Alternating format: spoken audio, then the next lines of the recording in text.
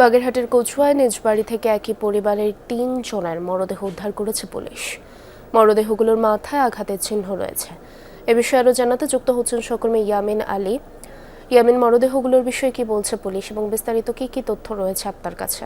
রবি, আমি এই মুহূর্তে দাঁড়িয়ে আছি কচুয়ার যে বাড়িটিতে দুর্ঘটনা ঘটেছে ঠিক সেই বাড়িটিতে। আমি একটু আপনার মাধ্যমে দর্শকদেরকে এই দৃশ্যটি দেখাতে চাই। সেটি হলো যে এই যে জায়গাটি, এটা কচুয়া উপজেলার রাড়িপাড়া ইউনিয়নের মান্ডারখোলা গ্রাম। আর এই বাড়িটি, আমরা একটু পাশের যে ঘরটি দেখা যাচ্ছে, এই ঘরটিতেই তিনজন মানুষের নিষ্প্রাণ দেহ এটি পড়ে রয়েছে।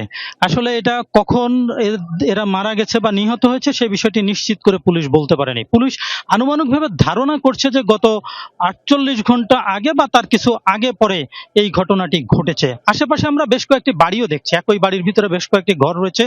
কিন্তু যে বিষয়টি পুলিশ ধারণা করছে সেটি হলো যে এই যে মৃত্যুটি, সেই মৃত্যুটিতে বেশ রহস্য রয়েছে এবং তারা বলেছে যে এটি একটি হত্যাকাণ্ড, এটি স্বাভাবিক মৃত্যু নয়।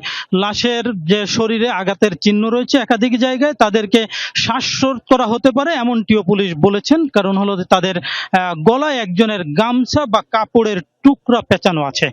আমরা এতটুকু পর্যন্ত পুলিশের কাছ থেকে জানতে পেরেছি যে এই একই পরিবারের আহাদ, একজন তরতাজা যুবক, তার মা রয়েছে মনিরা এবং রাশিদা তার নানি, এই 3 জন আসলে এখানে নিহত হয়েছেন। তবে কি কারণে যে নিহত হয়েছে সেই বিষয়টি নিশ্চিত করতে আইন শৃঙ্খলা বাহিনীর একটু সময় লাগবে। তারা সেই তদন্তের কাজটি শুরু করেছে। তারা বলছে যে তদন্তের সাপেক্ষেই এই বিষয়টি নিশ্চিত করে বলা যাবে যে কারা আসলে হত্যাকাণ্ডটি ঘটিয়েছে, কি কারণে হত্যাকাণ্ডটি হয়েছে সেই বিষয়গুলি তারা খতিয়ে দেখছে। তাদের একাধিক টিম কাজ করছে। এই মুহূর্তে পুলিশের থেকে বেশি কিছু বলতে রাজি হয়নি। তবে পুলিশ বেশ কিছু চিহ্নবোধক বিষয় নিয়ে তারা কাজ করছেন, যে তাদের সাথে কারো পূর্ব শত্রুতা ছিল কিনা, জায়গা জমি নিয়ে কোনো বিরোধ আছে কিনা, বা অন্য কোনো ঘটনা আছে কিনা, আর্থিক কোনো লেনদেন আছে কিনা, এই বিষয়গুলি নিয়ে তারা কাজ করছে বলে পুলিশ আমাদেরকে জানিয়েছে। এখানে পিবিআই এবং জেলা পুলিশ, গোয়েন্দা পুলিশ, এই কয়েকটি ইউনিট এখানে কাজ করছে। তারা জানার সাথে সাথেই এই কাজটি শুরু করেছে এবং এই মৃতদেহগুলি হাসপাতালে নেওয়ার প্রস্তুতি চলছে।